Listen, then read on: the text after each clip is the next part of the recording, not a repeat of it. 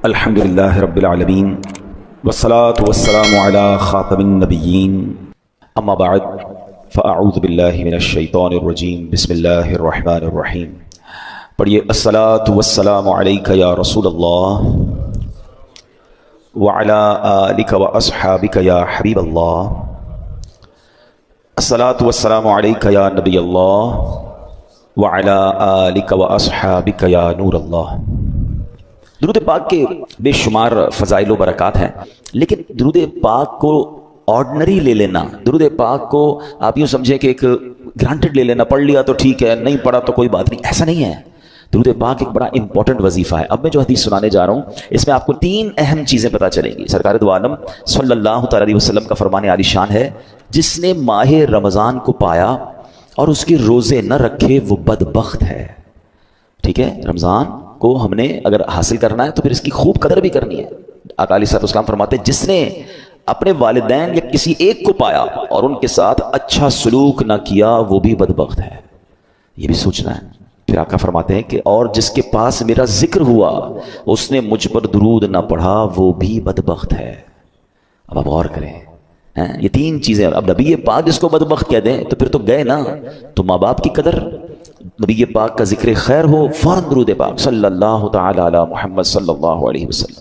اور پھر فرمایا کہ رمضان کے روزے نہ رکھے وہ بدبخت ہے. تو اللہ کرے کہ ہم درود پاک کی قدر سمجھنے والے بن جائیں، محبت کے ساتھ بآواز بلند درود پاک پڑھ لیں. صلو علی الحبیب صلی اللہ تعالی علی محمد صلی اللہ علیہ وسلم. مرحبا صد مرحبا، پھر آمد رمضان ہے، کھل اٹھے مرجھائے دل، تازہ ہوا ایمان ہے. یا خدا ہم آسیوں پر یہ بڑا احسان ہے، زندگی میں پھر عطا ہم کو کیا رمضان ہے. ابر رحمت چھا گیا ہے اور سما ہے نور نور، فضل رب سے مغفرت کا ہو گیا سامان ہے. ہر گھڑی رحمت بھری ہے، ہر طرف ہیں برکتیں، ماہ رمضان رحمتوں اور برکتوں کی کان ہے.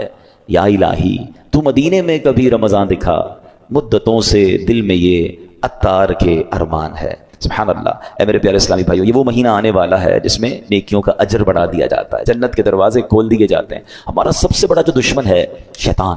ہمیں کون بہکاتا ہے، ہمیں گناہوں کی طرف کون کھینچنے کی کوشش کرتا ہے؟ وہ شیطان ہے. مگر شیطان کو قید کر دیا جاتا ہے، یعنی جس سے مقابلہ ہے نا اس کو تو قید کر دیا. اب ہمیں موقع دیا گیا کہ خوب نیکیاں کر لو. اور سبحان اللہ، اللہ قرآن مجید فرقان حمید میں فرماتا ہے شہر رمضان الذی انزل فیہ القرآن. یہ مہینہ کون سا ہے؟ کہ رمضان کا مہینہ جس میں قرآن نازل کیا گیا. اس آیت کے اس جز سے پتہ چلتا ہے کہ یہ ماہ قرآن ہے، نزول قرآن کا مہینہ. ایک اور جگہ قرآن مجید فرقان حمید فرمایا جاتا ہے کہ یا ایھا الذین آمنوا کتب علیکم الصیام کما کتب علی الذین من قبلکم لعلکم تتقون. اے ایمان والو، تم پر رمضان کے روزے فرض کیے گئے جیسے کہ پچھلی قوموں پر فرض کیے گئے. پچھلی قوموں پر بھی روزے فرض تھے، ان کا الگ الگ دن تھے، الگ الگ انداز تھا. مگر جو وجہ، جو ریزن قرآن نے بیان کیا نا کہ اس لیے فرض کیے گئے لعلکم تتقون، تاکہ تم تقوی اختیار کرو، تاکہ تم پرہیزگاری اختیار کرو. تو روزے آ رہے ہیں ہمیں متقی بنانے کے لیے، ہمیں پرہیزگار بنانے کے لیے. اب ہم نے دیکھنا ہے کہ ہم نے ان روزوں کو کیسے گزارنا ہے، اس کا استقبال کیسے کرنا ہے، ان روزوں کو جس کو کہتے ہیں اس کا ٹائم کیسے اسپینڈ کرنا ہے. بدقسمتی یہ ہے کہ کچھ لوگ روزے رکھ کر بھی گناہ کر رہے ہوتے ہیں، روزے رکھ کر بھی اللہ کی نافرمانی کر رہے ہوتے ہیں. ایک بات یاد رکھیے، روایتوں میں آتا ہے کہ جو بندہ بھوکا پیاسا رہے، روزہ رکھے اور پھر بھی گناہ سے باز نہ آئے، تو اللہ کو ایسے بھوکا پیاسا رہنے کی کوئی حاجت نہیں ہے. روزہ صرف کھانے پینے سے رکنے کا نام نہیں ہے. آنکھیں حرام دیکھ رہی ہیں اور بندہ روزہ رکھا ہوا ہے، کان حرام سن رہے ہیں اور بندہ روزہ رکھا ہوا ہے، زبان حرام بول رہی ہے اور ہم روزے سے، یہ کون سا روزہ ہے؟ یقیناً کھانے پینے سے رکنا ہے مگر گناہوں سے بھی رکنا ہے. اچھا دیکھیں، رمضان میں گناہوں کی شدت، اس کی سزا کی جو شدت ہے وہ کیوں بڑھ جاتی ہے؟ یعنی میرے اور آپ کی آسانی کے لیے شیطان بند کر دیا گیا، نیکیاں کرنا آسان کر دیا گیا، ثواب کا اجر بڑھا دیا گیا. مگر یہ کیسا بندہ ہے کہ پھر بھی گناہ سے باز نہیں آ رہا؟ آپ سوچ رہے ہیں کہ آپ کی میری فلیکسیبلٹی کے لیے، ہمارے لیے نیکیاں آسان کرنے کے لیے ہمارے دشمن کو بند کر دیا گیا، مگر پھر بھی بندہ گناہ کرتا ہے. اچھا، یہاں ایک بڑا دلچسپ سوال بھی لوگوں کے ذہن میں آتا ہے کہ جناب اگر شیطان بند ہے تو بندہ پھر گناہ کیوں کرتا ہے؟ ٹھیک ہے نا، آپ کہہ رہے ہیں شیطان بند ہو جاتا ہے تو لوگ رمضان میں بھی جھوٹ بولتے ہیں، رمضان میں بھی معاذ اللہ فلمیں ڈرامے دیکھ رہے ہوتے ہیں، بدکاری، بے حیائی، بہت سارے برے کام چل رہے ہوتے ہیں. تو یہ کیوں؟ تو علماء نے بڑی پیاری مثال دی ہے. کبھی سائیکل چلائی ہوگی آپ نے، فرمایا سائیکل چلاؤ، چلاتے رہیں اور کچھ دیر کے بعد سائیکل کے آپ پیڈل مارنا چھوڑ دیں، مگر سائیکل پھر بھی کافی دیر تک خود چلتی ہے کیونکہ پیڈل آپ نے پیچھے کافی مار لیے تھے. تو بتایا جو 11 مہینے شیطان نے آپ کے پیڈل مارے ہیں نا، ٹھیک ہے 11 مہینے چلتے رہے شیطان کے ساتھ. اب شیطان تو بند ہو گیا, باقی کام اسی انہوں نے خود ہی کر رہے ہیں. وہ شیطان بند ہے, بندہ خود ہی اس کو جو پیڈل مارے سائیکل چل رہی ہے, بریک تو لگاؤ بھائی. ہاں بریک لگا لو گے تو پھر نہیں چلنی, کیونکہ پیڈل مارنے والا کوئی نہیں ہے. مگر مسئلہ یہ کہ ہم بریک مارنے کے لیے تیار نہیں ہوتے نا. ہماری جو عادتیں ہیں اس کو کنٹینیو کر لیتے ہیں. معاذ اللہ, جس کی جھوٹ بولنے کی عادت, بد نگاہی کی عادت, موبائل پر الٹی سیدھی چیزیں دیکھنے کی عادت, لڑائی جھگڑے کی عادت, گالی گلوچ کی عادت, حرام کمانے کی عادت, وہ رمضان میں اس لیے بند نہیں ہوتی کہ اس نے بریک نہیں لگاتا. وہ مجھے اور آپ کو ابھی سے بریک لگا لینا ہے. 3-4 دن تو شیطان سے لڑ لو یار, پھر تو ویسے ہی رمضان آ جائے گا, وہ بند ہو جائے گا. ابھی سے پریکٹس کرنی ہوگی. ایسا نہیں ہوگا کہ جب اعلان ہوگا کہ مبارک ہو ماہ رمضان کا چاند نظر آ گیا تو ہماری ساری بری عادتوں کے سوئچ آف ہو جائیں گے. جھوٹ کا سوئچ آف, بدنگاہی کا آف, لڑائی جھگڑے کا آف. نہیں, وہ آپ کو آف خود کرنے پڑیں گے, اور ابھی سے کریں. اس کو پلان کریں کہ مجھے رمضان میں کوئی گناہ نہیں کرنا. رمضان نیکیوں کے لیے آ رہا ہے. اس مہینے میں ایک بار کیا ہوا کہ پیارے آقا علیہ الصلوۃ والسلام منبر اقدس پر تشریف لے گئے تو آپ نے آمین ارشاد فرمایا. طویل حدیث ہے, میں اس کا ایک جز سنا دیتا ہوں. آمین ارشاد فرمایا تو صحابہ نے کہا حضور آپ نے آمین فرمایا؟ کہ جبریل امین آئے تھے, انہوں نے دعا کی کہ جو رمضان کو پائے اور اپنی مغفرت نہ کروا سکے وہ ہلاک و برباد ہو جائے. نبی پاک فرماتے میں نے اس دعا پر آمین کہا ہے. مجھے بتائیں دعا کرنے والا کون؟ فرشتوں کا سردار روح الامین. آمین کہنے والا کون؟ نبیوں کے سردار صلی اللہ تعالی علیہ وآلہ وسلم. مجھے بتائیں کوئی شک و شبہ باقی بچتا ہے اس دعا کے قبول ہونے میں؟ 100% مقبول ہے نا. دعا ہو رہی ہے کس کے لیے؟ جو رمضان کو پا کر اپنی مغفرت نہ کروا سکے. تو اب آپ بتائیے کتنا کانشیسلی رمضان گزارنا چاہیے, کتنا فکر کے ساتھ رمضان گزارنا چاہیے کہ یار کچھ بھی ہو جائے میں نے رمضان میں اللہ کو راضی کرنا ہے, میں نے مغفرت لینی ہے, میں نے اس کو ضائع نہیں ہونے دینا ہے. تو اس کے لیے پریپریشن کریں نا, اس کے لیے تیاری کریں, اپنے ذہن کو فریش کریں, سوچیں میں نے رمضان کیسے گزارنا ہے. آ جائے گا تو دیکھ لیں گے. نہیں, آپ کے گھر پہ کوئی مہمان آنے والا ہو ایسے کرتے ہیں کہ یار آ جائے گا تو دیکھ لیں گے. نہیں یار, اس کو کھلانا کیا ہے, بٹھانا کہاں ہے, انتظام کیا ہوگا. پھر جتنا اہم مہمان اتنی زبردست تیاری کرتے ہیں آپ. گھر بھی سجاتے ہیں, بعض اپنے گھر کو صاف کرتے ہیں کہ یار بہت اہم مہمان, ایسا مہمان جس کا برسوں سے انتظار تھا, میرا سب سے بیلوڈ, سب سے پیارا آ رہا ہے. تو آپ اور تیاری کرتے ہیں, اس کے استقبال کی تیاری کرتے ہیں, اس دن اچھے لباس پہنتے ہیں.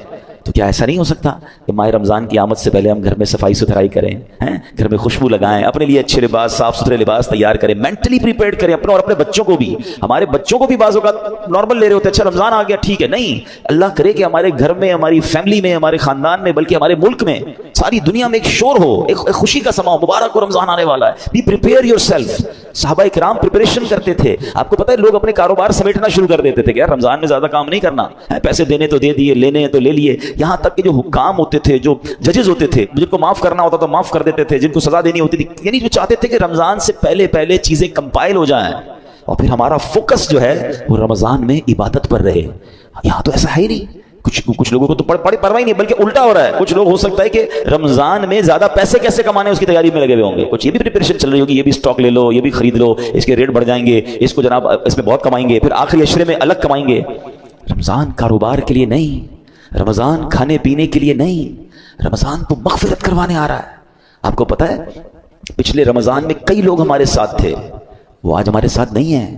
ہمیں کیا معلوم, پہلے تو اللہ سے یہ دعا کرتے ہیں کہ یا اللہ خیر سے عافیت سے ہمیں رمضان سے ملا دے. بڑی پیاری دعا ہے نا, اللہم بلغنا رمضان بالصحت وعافیہ. اے اللہ ہمیں رمضان سے صحت اور عافیت کے ساتھ ملا دے. پہلی دعا تو ہماری یہ ہے, اور پھر دوسری دعا یہ ہے کہ اللہ یہ رمضان ہمیں ہماری مغفرت کا سامان بن جائے. کیا پتہ یہ آخری رمضان ہو ہمارا, تو ہمیں اس کی قدر کرنی ہے. ذہنی طور پہ تیار ہو, بلکہ میں تو مشورہ دیتا ہوں فزیکلی بھی تیار ہونا شروع ہو جائیں. زیادہ محنت کے کام تھوڑا کم کر دیں, تھکاوٹ والے کام کم کر دیں, زیادہ ٹریولنگ کم کر دیں. کیونکہ اگر آپ کی طبیعت خراب ہو گئی ہے, اگر جس کو فکر ہے نا کہ میں نے پورے روزے رکھنے ہیں, پوری تراویحاں پڑھنی ہے, تو وہ اپنے آپ کو ذرا سیکیور کرے گا. آپ کو پتہ ہے جس کی شادی ہوتی ہے کیا کہتے ہیں دولہے کو, بھائی ذرا خیال رکھنا, شادی والے دن ہی بیمار مت ہو جانا. شادی سے 4 5 6 دن پہلے, 8 دن پہلے اس کو ریسٹ کرواتے ہیں, اس کو زیادہ ٹریول نہیں کرواتے. ٹھیک ہے, اچھی بات ہے, ایک بڑا ایونٹ ہے. تو جس طرح اپنے گھر کے کسی بڑے ایونٹ کی آپ پریپریشن کرتے ہیں, یو شوڈ تھنک اباؤٹ رمضان.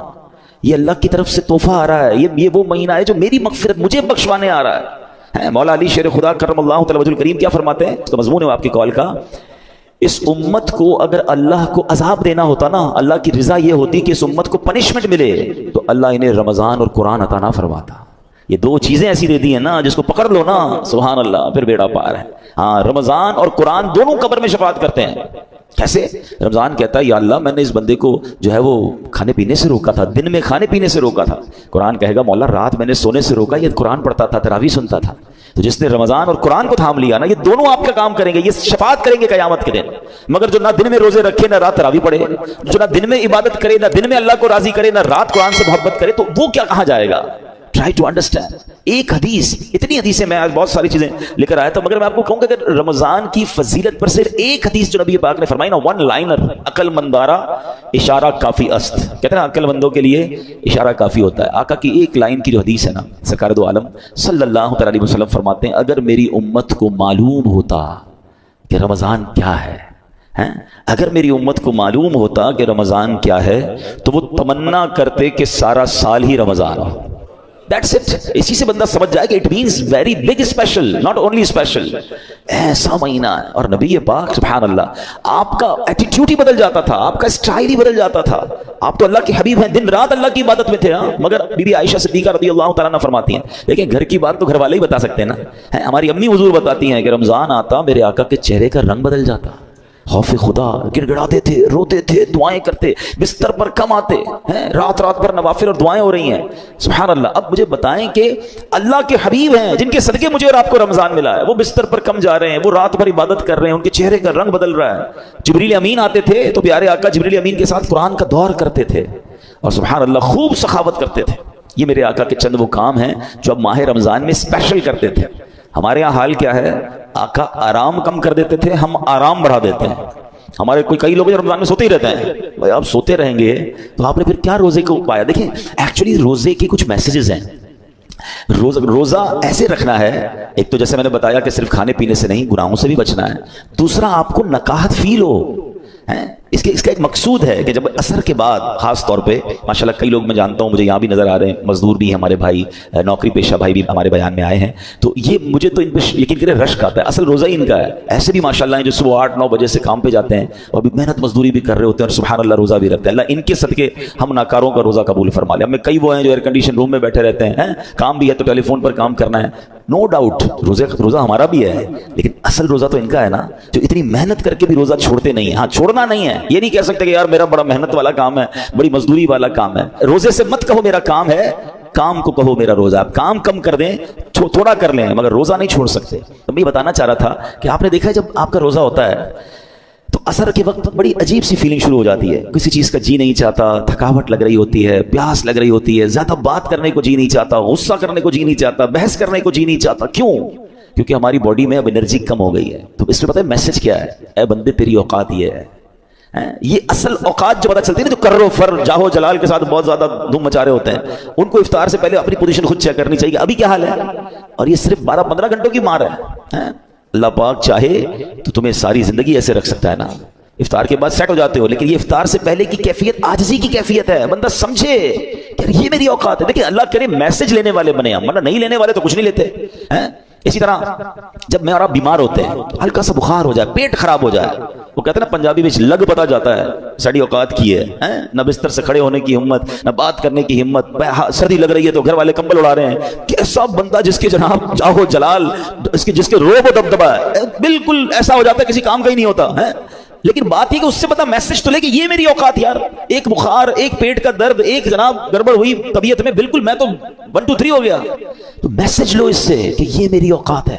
میں کس بات کا جناب اتراتا ہوں، کس بات کا کرتا ہوں، میرا رب چاہے تو ساری میری انرجی مجھ سے واپس لے سکتا ہے۔ پھر روزے میں افطار سے پہلے ایک اور میسج لینا ہے۔ وہ میسج یہ ہے کہ ہمیں یہ پتا چلتا ہے کہ بھوک کیسا بندے کو توڑ دیتی ہے۔ ہمیں پتا ہے ہم افطار کے بعد کھانا کھا لیں گے، مگر کئی بیچارے وہ ہوتے ہیں جو سارا سال بھوکے ہیں، کئی بار مہینے میں جن کے گھر میں روٹی نہیں پکتی ہے، ان کا تو گویا روز ہی روزہ ہے نا، وہ تو روز اس کمزوری سے گزر رہے ہیں۔ کئی بچے ہیں جن کو پورا کھانا نہیں مل رہا۔ پاکستان کی تو رپورٹ آئی تھی کہ کئی بچے جن کو پراپر نیوٹریشن ہی نہیں ملتا، وہ بڑے ہی نہیں ہو پاتے، ان کی نشو نما ہی نہیں ہو پا رہی، کیونکہ نہ ان کو پروٹین مل رہا ہے، نہ ان کو دودھ مل رہا ہے، نہ ان کو غذا مل رہی ہے۔ تو جو امیر بھی ہے نا، اس کو بھی مزہ چکھا دیا گیا ہے، اس کو بھی سمجھ لو غریب کا احساس دلایا گیا ہے کہ افطار سے پہلے اپنی حیثیت دیکھو کہ جو تم اب اس وقت فیل کر رہے ہو سکتا ہے کئی لوگ ایسے ہو جو ساری زندگی یہ فیل کر رہے ہیں۔ تو اللہ کرے کہ یہ میسیجز تو لینا یار۔ تو یہ ہے روزے کی اصل، جس کو کہنا کہ بندہ گناہ سے بھی بچ رہا ہے، کھانے پینے سے بھی بچ رہا ہے۔ اب افطار کے وقت ہاتھ اٹھا کر پھر دعا کرنی ہے۔ آپ کو پتا ہے خاص وقت ہے افطار کا، حدیثوں میں آتا ہے جس کا مضمون ہے کہ روزانہ رمضان میں افطار کے وقت 10 لاکھ گناہ گاروں کو جہنم سے آزاد کر دیا جاتا ہے۔ اور وہ 10 لاکھ کون سے ہیں؟ کہ جن پر گناہوں کی وجہ سے جہنم واجب ہو چکا تھا، مجھے سچ بتاؤ پھر افطار کے وقت ہماری کیفیت کیا ہونی چاہیے؟ کاش ہم اپنے گھر والوں کو بات سمجھائیں. ہمارے گھر میں تو ہنگامہ مچا ہوا ہوتا ہے، بھائی جلدی سے شربت